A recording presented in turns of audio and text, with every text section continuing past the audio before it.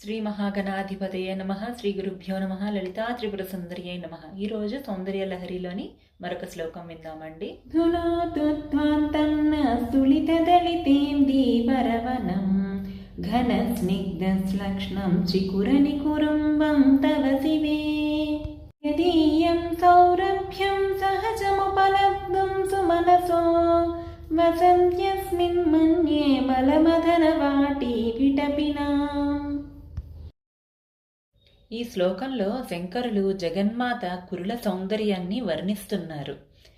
భవానీ జగన్మాత అని స్వామివారు అమ్మవారిని స్తుతి చేశారు ఈ శ్లోకంలో. మొదటి పాదం చూద్దామండి. దునోతు ద్వాంతం న తులిత దళితేంది వరవనం. మొదటి పాదం చూద్దామండి. దునోతు ద్వాంతం న స్తులిత దళితేంది వరవనం అంటున్నారు. అమ్మవారి కురులట దళితేంది వరవనం తులిత అంటున్నారంటే వికసించిన నల్ల కలువల వనం మాదిరి అంత అందంగా నల్లగా అమ్మవారి జుట్టు ఉందట. ఇందులో ఈ పాదంలో ఇంకోటి ఏం చెప్తున్నారంటే న ధ్వాంతం ధునోతు అంటున్నారు. అంటే అమ్మ మా లోపలి చీకటిని కూడా పోగొట్టు తల్లి, అమ్మవారి నల్లని కురులు మనం ధ్యానం చేస్తే మన లోపటి ఉన్న అజ్ఞానాంధకారం కూడా తొలగిపోతుందట. తులిత దళిత ఇందీవర వనం అంటే ఇందీవర పుష్పముల వనము వంటి కురులు కలది అమ్మవారు.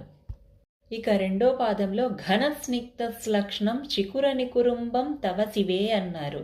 అంటే అమ్మా శివే నీ కురులు ఘన స్నిగ్ధం అంటున్నారు. ఘన అంటే ఘనశ్యామ్ అంటారు కదా, అంటే నల్లని మేఘముల వంటి అమ్మవారి కురులట. ఇక స్నిగ్ధం అంటే నిగనిగలాడుతున్న దాన్ని మనం స్నిగ్ధ అంటాము.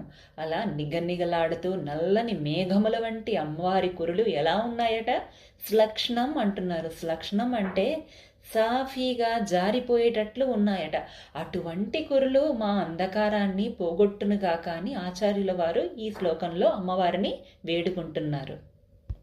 పార్వతీమాత శిరోజముల పొడవులో ఇంకొక అద్భుతం దాగి ఉందండి. ఆ రహస్యం ఏంటంటే అమ్మ శిరోభారాన్ని